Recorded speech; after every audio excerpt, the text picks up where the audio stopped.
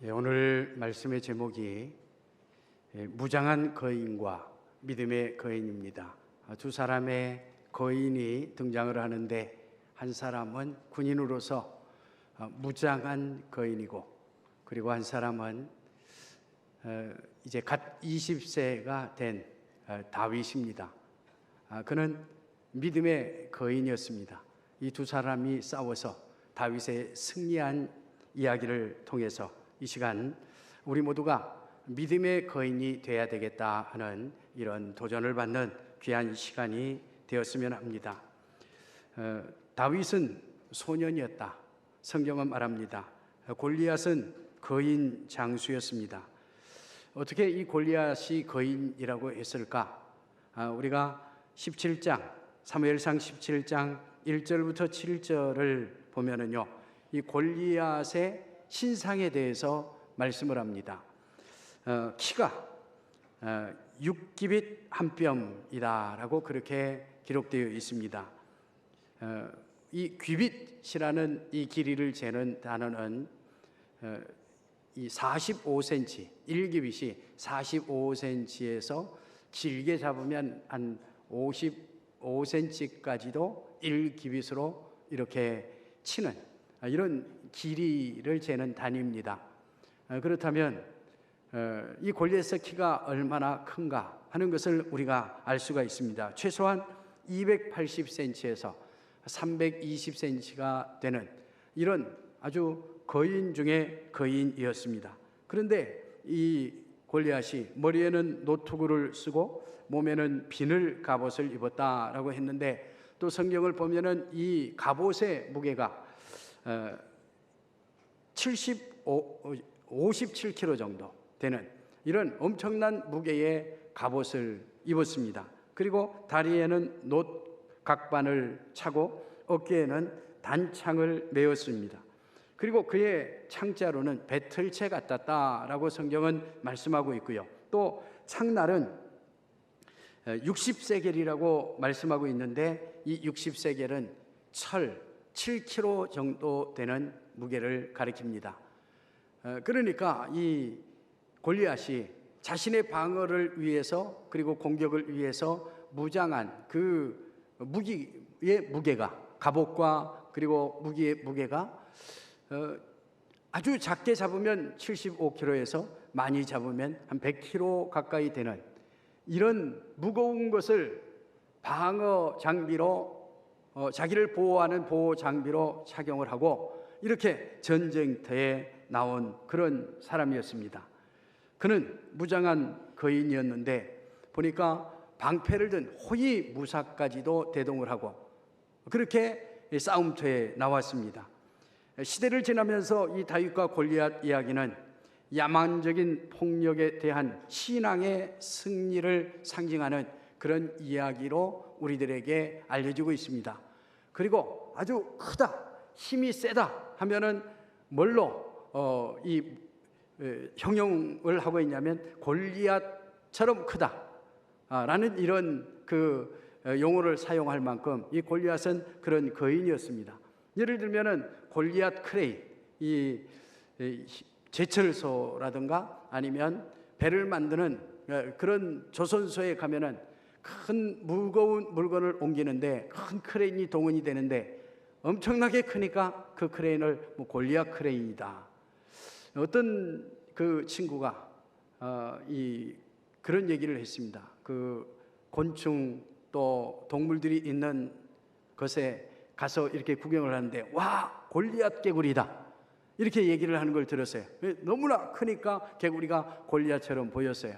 또 어떤 캔디라든가 과자가 굉장히 크면 골리앗 캔디다라고 이렇게 말할 정도로 이 골리앗은 크고 힘이 세다라는 이런 대명사로 붙여졌습니다. 그런데 이 믿음의 거인이었던 이 다윗은 골리앗에 비하면 너무나도 왜소했습니다. 17장 42절 저희들이 함께 읽었습니다마는 너무나 이 골리앗이 연약해 보이니까 골리앗이 이 다윗을 업신여겼다라고 말씀합니다. 그가 젊고 붉고 용모가 아름다움이라, 이렇게 이제 성경이 설명을 하고 있어요. 이 붉다라는 이 표현은 여러분들 우리 애들이요, 뭔가 조금 어른들에게 조금 잘못합니다. 그러면 어른들이 뭐라고 하냐면 저것이 이마에 피도 안 마른 놈이 이렇게 행동을 한다 말한다라고 얘기를 해요. 그만큼 덜 자랐다, 어린아이다, 청소년이다 라는 이런 의미가 있었습니다. 그런데 이 다윗이 이제 이 전쟁터에 형들이 군인으로 참석을 했는데 이 전쟁터에 아버지의 심부름으로 음식을 갖다 주기 위해서 이 전쟁터에 가는 거예요. 그런데 그곳에서 참을 수 없는 분노를 느꼈습니다. 왜 그러냐면 이 골리앗이 시위를 하는 거예요. 이 이스라엘 백성들, 야 니들 중에 한 놈 나와라, 나오고 대결을 해서 만약에 내가 이기면 너희들이 우리의 종이 되고 너희들이 이기면 우리가 너희의 종이 될 것이다 하면서 이런 시위를 하는 겁니다. 그러면서 하나님의 군대, 하나님의 이름을 모독을 하는 거예요. 이 이야기를 듣고 이 다윗은 어떡합니까? 의분이 일어나는 겁니다. 어떻게 할례받지 않는 이방인들이, 선택받지 못한 이방인들이 하나님의 이름을 모욕하고 하나님의 군대를 모욕하냐? 이건 참을 수 없는 일이다 하면서 어떡합니까? 이 다윗이 이제 내가 나가서 저 골리앗을 상대하겠다 라고 얘기를 합니다. 형들은, 이 다윗의 형들은 다윗이 잘난 척한다고 야단을 칩니다. 이 다윗을 어떤 면에서는 책망을 해요. 사울 왕에게 가서 내가 전쟁에 나가겠다 하니 너는 싸워 이길 수 없다라고 얘기를 합니다. 다윗의 간청에 의해서 이 사울 왕이 다윗이 골리앗과 싸우는 것을 허락을 해요. 허락을 하는데 처음에는 어떻게 합니까? 이 사울 왕이 자기의 갑옷을 다윗에게 입힙니다. 그리고 자기가 가지고 있는 무기를 이 다윗에게 줘요. 그런데 다윗이 늘 목동만 하던 이 다윗이 무거운 갑옷을 입으니까 너무나 불편합니다. 칼도 너무나 자기가 쓰기에는 무겁고 이거는 내 스타일이 아니다 생각을 했어요. 그리고 어떻게 합니까? 이 갑옷, 칼을 전부 사울왕에게 주고 자기는 평소에 목자 스타일로 이렇게 이제 골리앗을 상대해서 싸우러 나가는 겁니다. 그런데 이 다윗이 평소에 어떻게 이 양을 지켰냐면요, 손에 물매를 늘 가지고 다녔습니다. 그리고 이 조그마한 짱돌을 이 주머니에 늘 이렇게 넣고 다녔어요. 그래서 맹수가 온다던가 양을 해치려고 하는 짐승들이 오면은 그것을 돌려가지고 이 짐승들을 쫓으면서 양들을 보호하는 이런 일을 했어요. 그러니까 이 다윗은 골리앗과의 싸우면서 어떤 싸움을 했냐면 강점으로 싸웁니다. 강점. 자기가 잘할 수 있는 것으로 싸우는 거예요. 그런데 우리들이 세상을 살아가면서 성공하는 사람들을 보면은요, 강점을 가지고 자기의 정말 가장 잘할 수 있는 재능을 개발하고 연마를 해서 그것으로 열심히 일하다가 승리하는 경우를 많이 봐요. 나는 예를 들면은 공부에 별로 취미가 없어요. 공부를 해도 잘 안 돼요.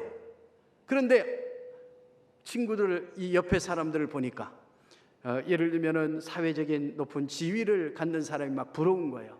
예를 들면 의사가 부럽고 판사가 부럽고 이런 큰 일을 하는 사람이 막 부러운 거예요. 그래가지고 어떡합니까? 야, 나도 저런 사람이 되어 봐야 되겠다라고 생각을 하고 자기의 체질도 아니고 재능도 아니고 강점도 아닌데 그것을 가지고 경쟁을 하려고 하면은 어떻습니까? 패배하는 인생을 살아가는 확률이 너무나도 많더라 하는 것이에요. 그래서 이 다윗은요, 강점으로 싸웠습니다. 하나님이 나에게 재능을 주셨어요. 정말 그것을 하면은 잘할 수 있고 그것을 하면은 그것으로 이렇게 뭘 하면은 사람들에게 칭찬을 받고 사람들과 경쟁에서도 이길 수 있는 그런 강점들이 우리들에게 있더라 하는 겁니다. 우리 학생들에게도 마찬가지예요. 여러분들이 잘할 수 있는 재능이 있습니다. 강점이 있습니다. 이걸로 세상을 살아가야 성공할 수 있는, 승리할 수 있는 확률이 높다라는 것입니다.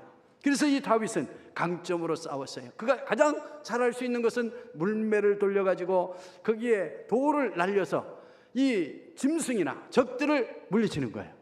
이걸 가지고 싸웁니다. 그리고 이 다윗은 하나님의 관점으로 골리앗을 봅니다.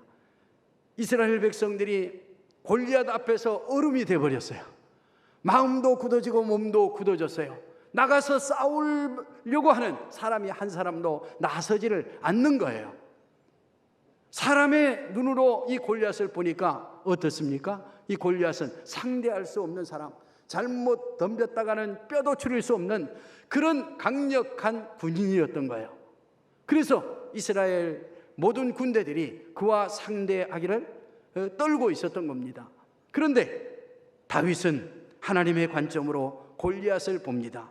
우리가 읽은 이 말씀들을 보면은요, 이 골리앗은 하나님과 싸우는 거예요.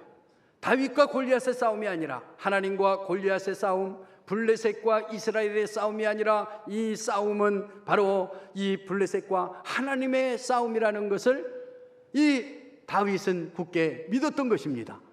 그래서 어떡합니까? 다윗은 용기가 생겼어요.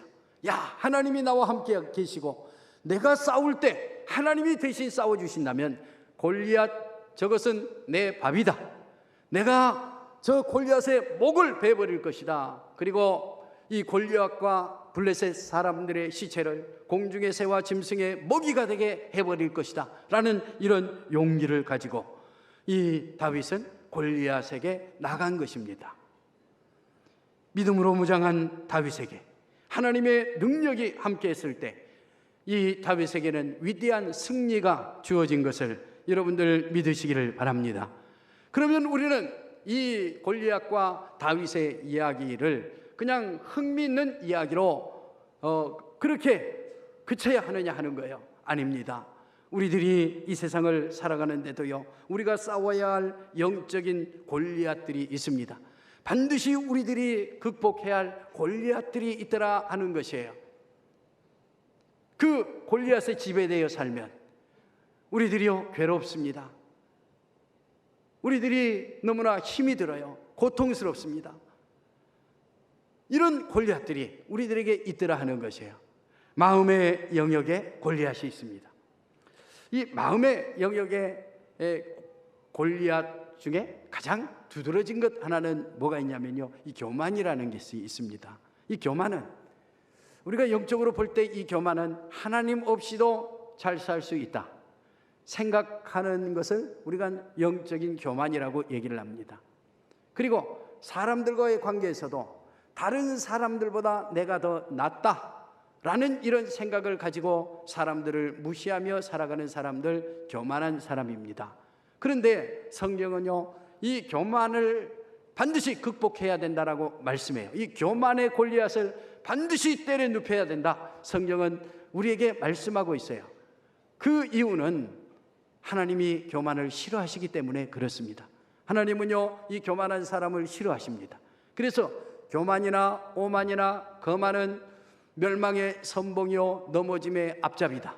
교만하게 살면은 결국은 어떻게 합니까? 망하게 된다라고 그렇게 성경은 우리들에게 말씀해 주고 있어요. 그렇기 때문에 우리들의 마음속에 있는 이 교만이라는 골리앗을 여러분들 다윗과 같은 믿음으로 쓰러뜨리고 승리하며 살아가는 우리 성도들이 될 수 있기를 축복합니다. 그뿐만이 아니라 이 부정적인 마음에 골리앗이 있습니다.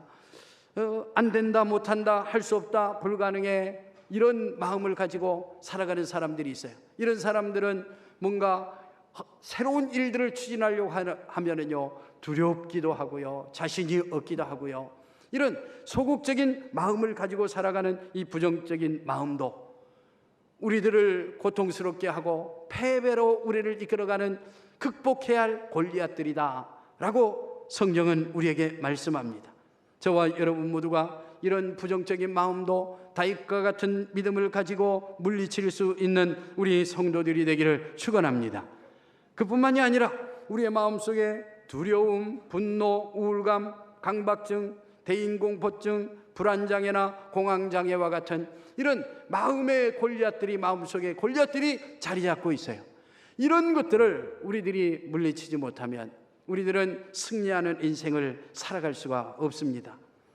한 가지 예를 들면은 여러분들, 이 분노라는 것은요, 잠재되어 있는 감정입니다. 기분이 좋고 평범할 때는 이 분노는 마음속에 잠재되어 있어요. 그런데 어떤 특별한 사건이나 어떤 특별한 일들이 있게 되면은 이 분노가 어떻게 합니까? 폭발을 하죠. 이게 우리의 마음속에 있는 이 골리앗이라는 것입니다. 그래서 어떻게 해야만 합니까? 사실은 이 분노도, 우리는 분노라는 이 골리앗도 물리치는 사람들이 돼야 되고요. 요즘 현대인들에게 가장 일상적인 병이 되어버린 하나의 병이 뭐냐면 이 우울증이라는 병이 있습니다. 많은 사람들이 이 우울증에 시달리고 있어요.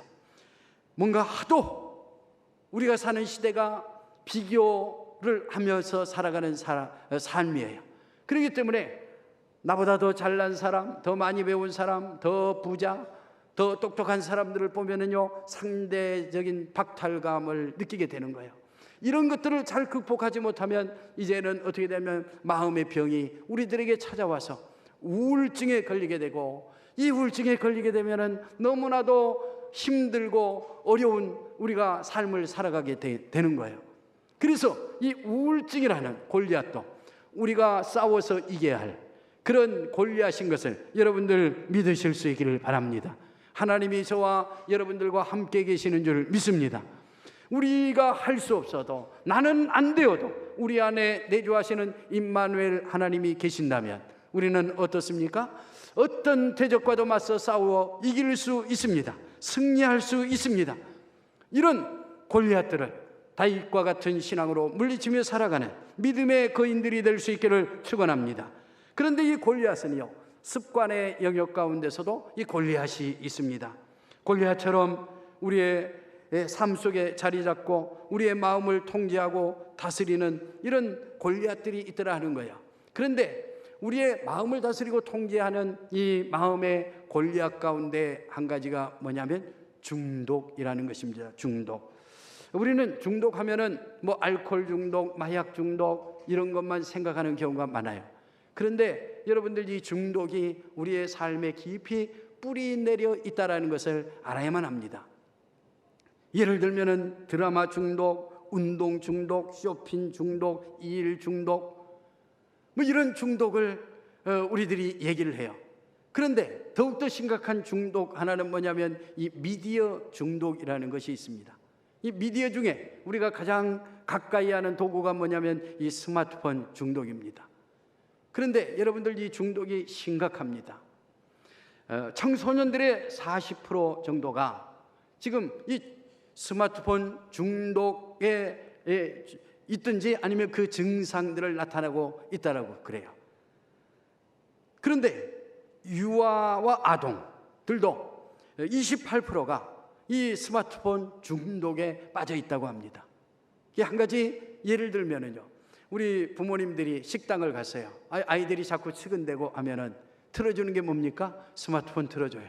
게임을 틀어주든지 아니면 걔들의 마음을 빼앗을 수 있는 뭐 동화라든가 이런 걸 틀어주든지 틀어줘요. 이게 지금 중독에 걸려 있는 거예요. 스마트폰 중독 가운데 있는 거예요. 그런데 애들만 그러냐? 어른들도 마찬가지다 하는 겁니다. 작년에 어떤 통계를 보니 성인의 23%가 스마트폰 중독에 빠져 있다라는 이런 통계를 보았습니다. 그런데 이 통계에서 나이가 점점 먹어갈수록 어떻게 하냐면 그 중독의 증상이 심각하다라고 그렇게 이야기를 합니다. 왜 그러냐면 이 연세가 점점 들어가면서 이제는 일거리가 줄어드는 거예요. 그래서 혼자 있는 시간이 많기 때문에 자꾸 유튜브를 보게 되고 이런 것들을 보게 되니까 이게 우리 어르신들의 놀잇감이 되고 마음을 충족시킬 수 있는 이런 도구가 되어버리고 있다는 것이에요. 바로 이 스마트폰이라는 골리앗이 우리들의 마음속에 있고요, 그것에 이미 중독되어져 가는 사람들이 많다라는 것입니다. 마약 중독이 우리나라 인구의 2.8%가 이 마약 중독에 시달리고 있다고 합니다. 그래서 이 중독이라는 것은 반드시 우리들이 극복해야 할 골리앗들입니다. 더 좋은 것을 찾지 못하면 우리는 이 중독에서 벗어날 수 없습니다. 우리가 절제하지 않고 새로운 가치를 찾지 않으면은, 그리고 그것에 집중하지 않으면 우리는 이 중독이라는 골리앗과 싸워 패배할 수밖에 없는 그런 인생들을 살아가고 있다라는 것이에요. 우리 모두가 우리에게 있는 이런 골리앗과 같은, 우리들이 싸워 승리해야 할 이런 많은 것들과 더불어서 여러분들 싸워서 승리하여 하나님 앞에 영광을 올려드리는 우리 성도들이 되기를 축원합니다. 우리 예수님은요, 세 가지의 중독에 걸린 사람들을 굉장히 책망을 하셨습니다. 그 사람들이 어떤 사람이냐면 바로 바리새인들, 서기관들, 그리고 제사장들이었습니다. 왜 이들이 우리 예수님에게 책망을 받았냐면요, 이들의 마음속에 골리앗이 있었어요. 바리새인들은요, 가르치지만 행치 않았어요. 많은 것을 알고 많은 것을 백성들에게 가르치는데 행치 않는 그런 골리앗이 마음속에 있었어요. 서기관들, 그들은 말씀을 맡은 자들이었습니다. 성경 박사들이었어요. 오늘날로 말하면 그들은 수많은 것을 알고 있었지만 삶이 없었어요. 이 지식이라는 골리앗이 그들을 사로잡고 있었던 것입니다. 제사장들, 오늘날로 말하면 예배를 맡은 사람들이었어요. 그런데 삶이 없었어요. 이런 골리앗들이 그 당시에 신앙의 명문 가문들을 지배하고 있었던 것입니다. 신앙의 지도자라고 하는 그런 사람들의 마음을 꽉 채우고 있었던 것이에요. 정말 백성들의 모델이 돼야 되는 대신 그들을 감시하고 정말 고발하는 종교 경찰과 같은 역할들을 하는 그런 골리앗이 그들의 마음속에 가득 채워져 있었다라는 것입니다. 우리 안에 있는 이 골리앗은 처음부터 골리앗이 아니었습니다. 처음에는 작은 것들이었습니다. 그런데 묵인하고 방치하다 보니 이제는 내 힘으로는 제거할 수 없는 골리앗이 되어서 우리를 괴롭히고 이 골리앗에 길들여져 무기력한 그리스도인의 삶을 살고 있는 것입니다. 과연 어떻게 이길 수가 있습니까? 다윗은 무기를 바라보지 않았습니다. 그리고 골리앗을 바라보지 않았습니다. 골리앗을 능히 물리칠 수 있는 하나님을 바라보았던 것입니다. 우리가 문제만 바라보면 우리도 주눅이 들어 마음과 몸이 굳어질 것입니다. 그러나 우리를 도와 문제를 해결하실 하나님, 우리를 도와 나의 골리앗을 쓰러뜨리실 그 예수님께 집중하고 그분께 의지하며 산다면 우리도 승리할 수 있습니다. 성령의 권능으로 우리에게 함께 하신다면 우리도 성령으로 되는 사람이 될 수 있고 성령으로 승리하는 그 승리의 고백이 우리 가운데 날마다 넘치게 될 줄로 믿습니다. 바울은 이 믿음이 있었기 때문에 내게 능력 주시는 자 안에서 내가 모든 것을 할 수 있다라고 그렇게 고백했습니다. 우리는 과연 매일 싸워 이겨야 할 수많은 골리앗들을 만나며 하루하루를 살아가고 있습니다. 여러분들은 지금 어떤 골리앗과 싸우고 있습니까? 골리앗과 맞설 때 다윗과 같은 신앙으로 승리하는 우리 성도들이 되실 수 있기를 축원합니다. 우리도 다윗처럼 너는 칼과 창과 단창으로 내게 나오거니와 나는 만군의 여호와의 이름 곧 내가 모욕하는 이스라엘의 군대의 하나님의 이름으로 나가노라. 저와 여러분들의 선포가 되기를 축원합니다. 이런 선포로 우리에게 있는 골리앗들을 물리쳐 승리의 영광을 하나님께 올려드리는 우리 성도들이 되기를 축복합니다.